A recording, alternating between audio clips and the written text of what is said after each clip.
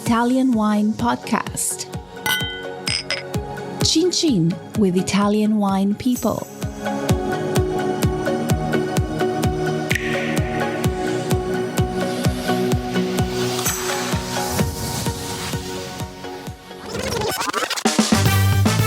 Before the show, here's the shout out to our new sponsor, Ferro Wine. Ferro Wine has been the largest wine shop in Italy since 1920. They have generously supplied us with our new t-shirt. Would you like one? Just donate €50 and it's all yours. Plus, we'll throw in our new book, Jumbo Shrimp Guide to International Grape Varieties in Italy. For more info, go to italianwinepodcast.com and click donate. Or check out Italian Wine Podcast on Instagram. Welcome to the Italian Wine Podcast. This is the Voices series with me, Rebecca Lawrence. This week, I'm joined by Italian wine specialist, John Camacho Vidal. Welcome to the podcast, John. Thank you. Great to be here. Really excited. I like to start most of these conversations by asking my guest to introduce themselves to our listeners. So maybe you could tell us a little bit about who you are and what you're currently working on. Well, as you said, my name is John Camacho. I'm originally from Colombia, South America. I grew up in New York City. I got into wine through a small shop called Italian Wine Merchants at Union Square, where I ran every gamut of the operation, from delivering wine to a portfolio manager to tasting events. Really was able to be privy to Italian wine like a lot of people were not. So I basically love tasting wine. I love talking about wine, and Italian wine is just so much of a gamut of different things and different regions and styles and different grapes that it's become something of a perpetual journey for me that I hope to continue doing. Right now, I'm working for D&P Selezioni. I'm kind of a wine ambassador or brand ambassador for some very well-known producers in Italy, as well as some up-and-running shining stars, small producers, artisanal producers, which will be taking that next generation, the next leap.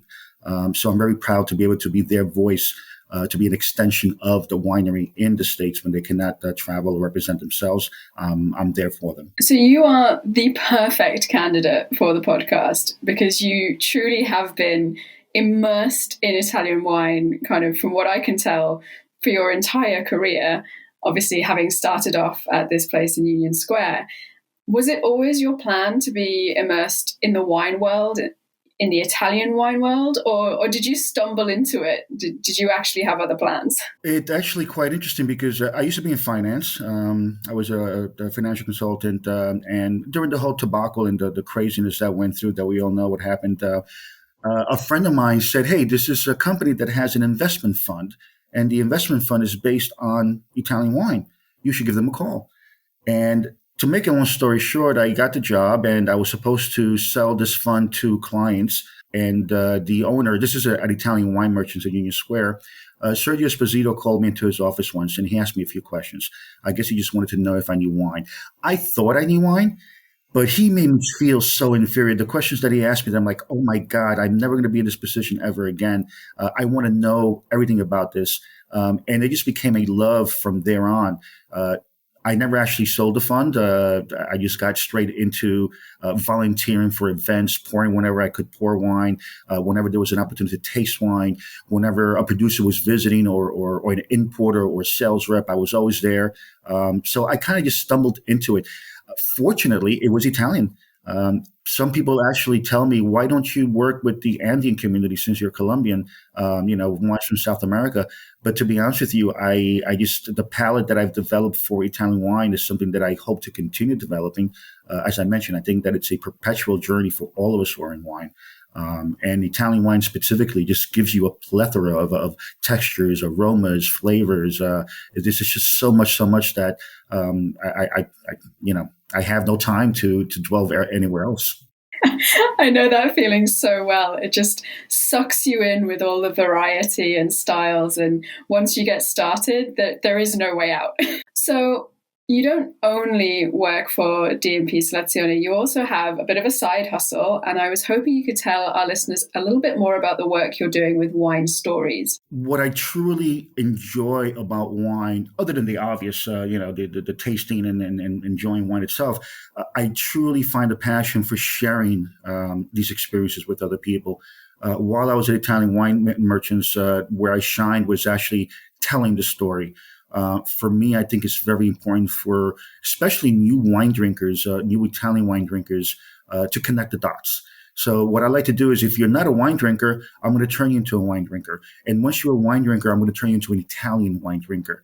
And by telling the story and sharing the producer's philosophy, producing the wine that they have so much love and dedication that they put into this, I want to share those stories. So I'm a storyteller, basically. I'm a wine storyteller. And it all goes hand in hand because as I am an ambassador for some of the producers, I'm doing the same thing that I love to do is share their story, get that message out there so that when somebody is having that glass of wine, they're able to say to themselves, wow, I remember that story I heard about the gentleman who inherited this particular vineyard from his great-great-great-grandfather and found that there was this little obscure varietal, and now he's bringing it back to life, and I'm actually having a piece of this. So what I try to do through wine stories is exactly that, share the story and share the Italian wine gospel, so to speak, if that makes sense. I think it totally makes sense. I think particularly, like you say, for new wine drinkers and new Italian wine drinkers, the world of wine can seem so large, so confusing, so baffling. People don't know where to start. But actually, it's a really human world.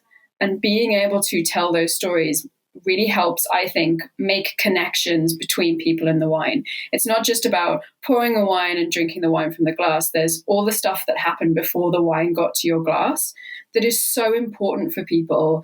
And I think once you start making those connections and telling those stories, your relationship with wine can just change. And that's when you truly become a wine drinker. I agree. It's when it finally clicks. I always, one of the things that I tell people when I'm tasting with them is, ask yourself the question, wow, why do I like this? What is that particular little aroma? As we all know that taste is a chemical reaction that stirs up a memory. So subconsciously, subliminally, if you smell, I don't know, if you grew up in a peach orchard and there's a peach tone in that wine, it's going to transport you there. So I always tell people, ask yourself, why do I like this? And then start doing the research. I think that's part of the battle there, just, to be conscious, to ask yourself that question and not just simply, gulp it down, be aware of what you're drinking. That's so true. And actually, that's just made me realize that one of the grapes and the wines that I really love are the Sangioveses from Tuscany, because they have this lovely sort of dried herbal rosemary note. And rosemary for me is the smell of Tuscany. There's rosemary growing everywhere, also in Umbria. It's everywhere, and it really defines that kind of central part of Italy for me. And that is so inherently connected with my story with the wine. So yeah, thinking about it in those terms and saying, why is it that you like this particular aroma or flavor in a wine is such a great way to connect with someone when they're trying something. Absolutely. And as a storyteller, that's what I try to do. I try to get people to make those connections, make the correlation. And again, more importantly, to get them to ask themselves that question. The next step is, okay, now I love this producer. Why do I love this producer? What style of wine is it? What region is it from? How is he making his wine and the techniques that he's using. So it's planting the seed and watching that grow. And the best thing is when you have people look for me in social media and they say, hey, thank you very much. I remember you introduced me to this particular wine. And now they're actually teaching me about the producer or teaching me about the region, which is ultimately what I think we all want to do, create ambassadors of ourselves. That's so great. So you brought up producers, and I did want to talk about how you select the producers that you want to showcase during your tastings. Is it client-led, or are you able to select those that maybe you feel need a little bit more attention, or maybe are particularly shining with their wines, or maybe you've just had a particular aha moment with their wines? What's the selection process like for you? Honestly, I think it's a combination of all the above. First of all, for me, I have to be sincere to the wine, sincere to the winemaker. We all have to pay the bills, and there's a business aspect that goes along with wine. We all know that, but I have to be sincere to the producer that I'm going to represent. I have to enjoy the wine myself so that I could portray that passion that they are, or rather the efforts that they're putting to give you this product in their bottle. If I don't like it, I'm doing them a disservice. So it's a combination of all those things. I have to like the wine. I have to see what the group of people I'm going to be tasting with, what their personalities are like. I always believe that what we drink reflects our personality, the same way that the personality of the wine producer is reflected in his wine style. So it's a combination of all of them there. It's what I recently drank and like, oh my God, this is just amazing. I just learned about this particular producer or this particular grape, and I get excited about it, and then I want to share that as well. And you're always going to have wine is so personal. I might have a producer or a style of wine that I drink, and half of them loves it, the other half not so much, type of thing. But the point is, they did their job. They moved you spiritually, or that transition of memory, as I mentioned earlier.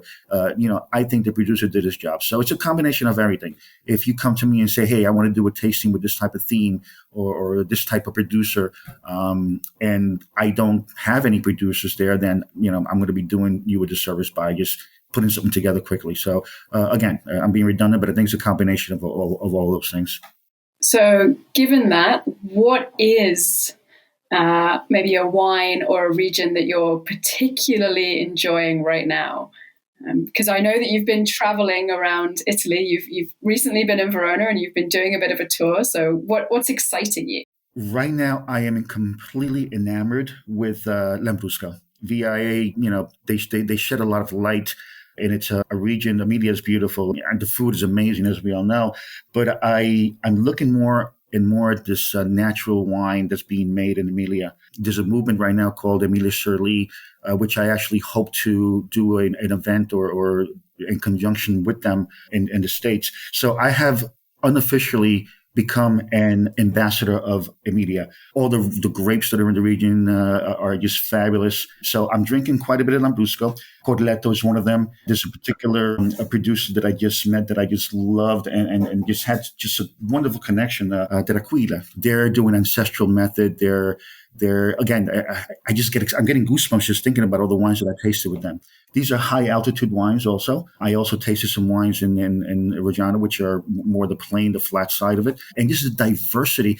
I think that we got caught up. I can only speak of the United States because that's where I am, but we got caught up with Lambrusco being this semi-sweet, fuzzy kind of, wine. But there's just so much more to it. And what the producers are doing right now is just so spectacular that I'm really excited to actually be their ambassador. Like I said, I've met some people from the people who put effort into Slow Wine, for example. I did a little bit of tour with the journalists from Slow Wine, and I was privy to tasting with them. Filippo Marchi, for example, Antonio Paverdi. These are individuals that are just a wealth of knowledge, and I was able to sit with them, and they were just guiding me through what to look for, what not to look for, but more importantly, again, the history of the producers themselves. These small artisanal guys who just simply they got it down, and it's not a science. It's a feeling that they have, and when that feeling comes through, the wine is just spectacular. So I'm sorry, I'm just rambling on because I get so excited of all the things that I've tasted with these individuals that are just spectacular, magnificent wines. I love it when people get excited about Lambrusco, because this is also one of the things that I've really discovered since I've been in Italy. I've been here about 2.5 years now. And I had exactly the same experience with the UK market that you have talked about with the US market, that no one's really talking about Lambrusco. It's a very meh wine, as you say. People don't really see what's going on in the region, like you say, with these smaller producers doing things with ancestral method, doing stuff with altitude. I think this is a wine and a region that is on the brink of having its moment. And I hope that that's going to be something that becomes an international moment, because I think it's been overlooked for so long. And fortunately, producers have been able to kind of just get on with it quietly whilst we've been overlooking it. And suddenly it's just ready for this big explosion of delicious Lambrusco bubbles. And then the varietals, for the first time, obviously for me, there's a bit of a language barrier. And I have a very good friend, Barbara De Rapiti. She works with Wine Link Italy, and she's Enoturism, and she also writes for Slow Wine. So I'm lucky enough to have a translator with me when I get lost. And they kept talking about Sperigola. I'm like, wait a minute, You're talking about the training system. What? Like, no. Not Pergola, Spergola. It's a grape varietal. And that's what we're going to taste right now. So the excitement started building even more and more because it's a varietal that I'd never heard of. I've never tasted. And here I am confusing the names, thinking of something completely different. And when you get into the cantina and they notice that I was very excited because I had not. And it excites the producers themselves because now they're sharing their story. So, by the way, that's a great little varietal, Spergola. Really beautiful wine, makes some really spectacular sparkling bubbles, just elegance all throughout. It's just amazing. I didn't actually think that there were, it was possible for there to be adding more and more grape varieties in the Italian kind of cabinet of varietals. I think they have 598 registered at the moment. And you've been through the VIA program. You know how hard it is to select the grape varieties that are going to be focused on in the Vinitaly International Academy. And this is completely new. So I feel like we need to talk to the faculty and get them on the case. Oh, absolutely. By the way, that's that for our listeners, that is what makes Italian wine so spectacular. The fact that here are, 15, almost 20 years later, drinking different types of Italian wines, and all of a sudden, hey, there's a new one. And they told me about other little grapes that basically, after the war, they ripped out all these vines to make mass-produced wines, and that one little vine survived, that little particular varietal that they're just making, their home wine with, and then they discover it. And when these producers get excited, that's when the magic really starts happening. I truly love that there's still this uncovering of older vines, this discovery of things going on in the vineyards here, and I know it's also happening elsewhere in the world, but there is such an excitement about it with the young generation of winemakers in Italy discovering varietals that they can work with so well because they've just been in the terroir this entire time. It's just incredibly exciting and helps, I think, drive people into Italian wine and continue their journey, like you say, because there's always something new. Absolutely. Yesterday, I had a dinner here in Umbria, and I met 4 or 5 producers. These are natural wine guys. By the way, when I talk about natural wine, I think we have this misconception that they have to be funky, unclear, and just out there. But these are elegant wines. They're consistent, bottle to bottle. But what really moved me was the fact that every producer that I tasted was half my age. These guys were all in the late 20s, mid 30s, and we don't have to think about the little old guy in the vineyard, with all respect to them, making the wine. No, the innovation and the next, they're passing the baton to these kids. I call them kids because they're so much younger than me, but they're passing the baton, so to speak, and they're running with it, and they're running for the finish line. So we have to, as ambassadors, encourage them.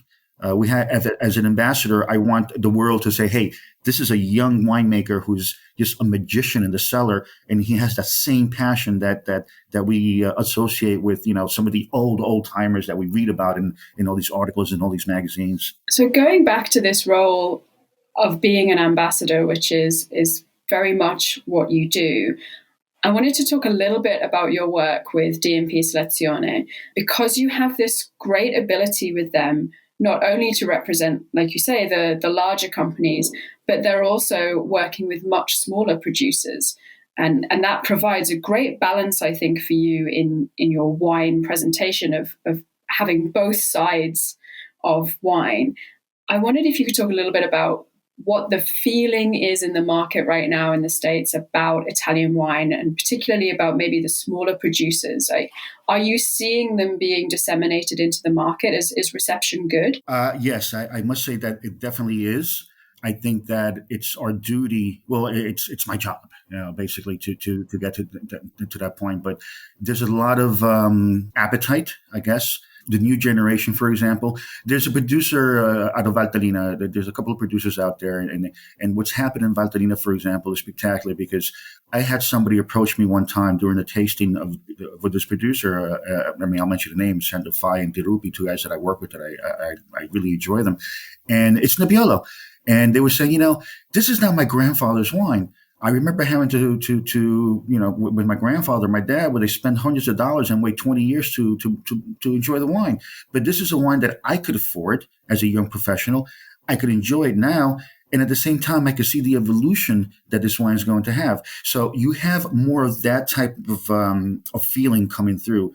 And when you have the young producers that are the rising stars, as I like to call them, who have that commitment and have that same quality, you're connecting them.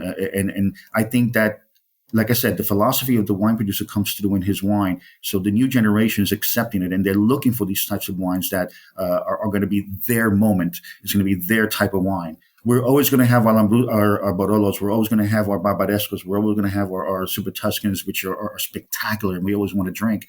But at the same time, part of this perpetual journey that we're on right now is finding that little gem, finding that little region like Valtellina, finding that producer like De Rupi or Shandafai that is just up and coming, that I'm going to enjoy now as a young professional and continue to enjoy into my retirement, so to speak. And not only find the wine, but evolve with that producer while my palate is evolving as well. So yes, I think that you are seeing quite of a nice reception of the young rising stars. Also, as I mentioned, some of the new techniques that are being used, some of the new varietals that are being found, and they're connecting. They're very smart individuals who have, I would say, one foot in tradition and then another foot, they know what's happening in the world. They're just not completely closing themselves out. I think that also ties back really nicely to you talking about the importance of story and narrative in presenting wines. Because one of the things I've seen, particularly with these small producers where there is such a great story and it's a new story that, like you say, will develop with drinkers as they start enjoying the wines and carry those wines through their lives.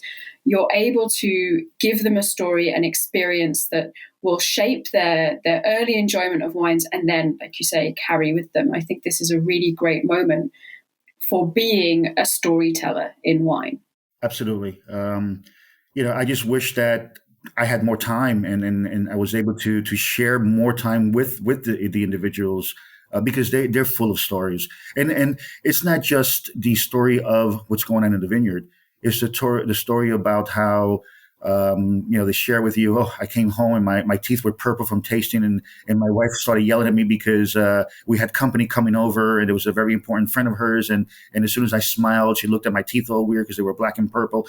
Those little stories that you're able to, like, as a wine drinker, you're able to understand. It's like, oh, I've been there. My wife yelled at me too, or we've had this the opera wine, for example. There was a producer who had promised to take the wife to the opera because the first one they opened after the close down, and he was so caught up with doing what he does and what he loves that she had to actually go and get him So the little personal nuggets that we correlate with, that we have lived as well because we love wine so much. So it's not just a story of the cantina, what the climate conditions were, whether they pruned, didn't prune, when they picked them. That's the love part of it. But there's so much more that goes with the lifestyle, I would say.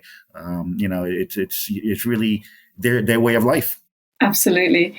I love the story of coming back with purple teeth. It reminds me of the first time my husband joined me on a professional trip to go tasting, and I said, do you want to come and taste? And he was like, yeah, okay. And I think he had this vision of these tastings and like how easy it is, and it's just a jaunt to drink some wine. And we did Benvenuto Brunello, and obviously this is hundreds of high acid, high tannin, difficult to taste wines.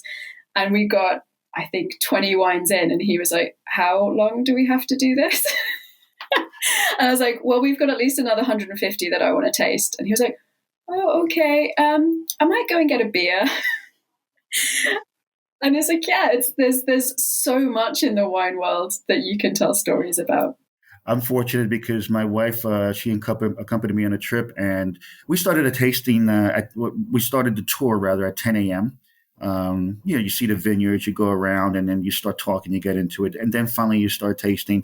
And by around 9 p.m., I'm like, oh my God, where's Martha? Where's she? And then I turned around and she's just having a great time behind me with the producer's wife. They're drinking and talking things. And like, so I'm very fortunate in that sense that she likes to tag along and drink along with me. So I'm very lucky. Yeah, it's nice to have an understanding spouse who can join you on your wine journey. I have to say, he's been to a lot more tasting since, and he's becoming a bit of a pro. So speaking about the perpetual journey and the story, what's next for you? Where are you headed next in your professional Italian wine journey? So I just relocated to Miami. I've been there for 2 months now. It's been a transition. Being Latino, I do want to try to start spreading the gospel to the Spanish speaking world. Like I said, I'm enamored right now with the whole Emilia and the Lambrusco movement, the natural wine movement as well. So I've committed myself with these individuals to unofficially be their ambassador. So I'm going to see how it is. I think these wines are perfect for that type of climate. They're dangerous wines because they're so easy to drink and so enjoyable, and there is alcohol in there, so we have to taste responsibly. But I want to explore and see what's going on in that whole region. And my wife is from Mexico, so I also have been doing a couple of educational tastings in Mexico. So I would like to expand on that as well. And honestly, just wherever the path takes me, wherever people want to taste, and if they invite me to taste with them, I'll be there with them. I love the idea of you being this kind of bridging the gap between maybe Italian wine culture and Latino wine culture. Oh, absolutely. There's the fun, there's the passion. Latinos are very passionate, and as you know, Italians are very passionate. And when you get two passionate people together in a room, it's just magical. It's just a lot of fun and long evenings. And then throw in some spectacular wine, and it's even more fun. So I really want to talk a little bit, because Lambrusco is such a great food wine as well. It has so many applications. Is there a South American, a Colombian food pairing that might work with Lambrusco? Because while I've got you on the line, I'm going to tap you for some great food and wine pairing. Colombian food in general there's not for example, Mexico has a very defined culinary culture just like Italy. From region to region, you'll find different types of foods. I think in general, because you have such high acidity, and because you have the bubble cider, the Frizzante, for example, it cuts through a lot of that fat, it cuts through a lot of that grease. So anything that it's big and full, and then maybe fried foods, just does really, really well. I'm thinking right now, spicy tacos. You get some tacos from Mexico, and pair that with some nice Lambrusco. It's going to have that nice balance, and from the spiciness and a little bit of the residual sugar, if you have one with residual sugar. And then some of the other Frizzante wines just do really well because of the refreshing aspect. But nothing really comes to mind other than simply full, heavy, foods, and use the Lambruscos to just cut through that richness. And just refreshes the palate after having a nice full mouth of chicharron, for example, or a nice pork chop, or the suckling pig, which is a lechon, as we call it. It's full with all the meats and the rices and the peas, and then the pieces of pork that are in there. So I just think that the Lambruscos would do really well as far as pairing there, because again, of the richness and being able to refresh the palate at the same time. That's a lovely connection again between the two cultures, because obviously there's a lot of pork products in Emilia. A lot of fat and richness in that cuisine in a completely different way. But it makes real sense to be perfect for those two markets. I'm getting hungry. There was one particular tasting that I was having at Terraquila, and it was the spergola, the sparkling spergola, and everything that kept going through my mind was like, I got to get back to New York. I want some oysters, and I'm going to sneak a bottle of this with me because it's going to do so well with the oysters, So it's just really... They're diverse, so it's not just a Latino. It's just I think they pair with all types of foods. Because remember, Emilia Romagna is the culinary capital of Italy, if I'm not mistaken. So they got it down right. They have a wine for every palate. They have a wine for every dish. So you could just take. I will travel. I'll take my Lambrusco with me and travel and explore and see what Latino, what countries and what dishes are going to go pair. So I'll get back to you and report on that. Okay, so we've got another episode lined up, your food and Lambrusco tour of Latino culture. I can't wait. John, thank you so much for joining me on the Italian Wine Podcast today. Whilst you're doing that journey, where can our listeners find you online and on social media? It's John Camacho Vidal is my personal one, and I kind of post because work is work and personal is personal, but when it comes to wine, they all intermingle. And Wine Stories NY. Social media is Wine Stories NY. I'm pretty much, you'll see, I'm going to start when I get back home, putting together all the things that I took video and little pictures of. and start my story writing. And stay tuned for Wine Stories en Español. Once I hit the Latino market, I think I'm going to start doing a little bit of Spanish writing. So, but Wine Stories NY and John Camacho Vidal, those are the two Instagram folders that I have, and Facebook. Guys, go and check it out. Keep your eyes peeled if you're stateside for John's Lambrusco masterclasses that I can sense are coming.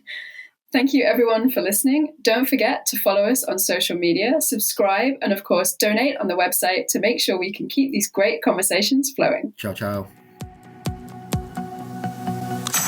Listen to the Italian Wine Podcast wherever you get your podcasts. We're on SoundCloud, Apple Podcasts, Spotify, Himalaya FM, and more. Don't forget to subscribe and rate the show. If you enjoy listening, please consider donating through ItalianWinePodcast.com. Any amount helps cover equipment, production, and publication costs. Until next time, Cin Cin.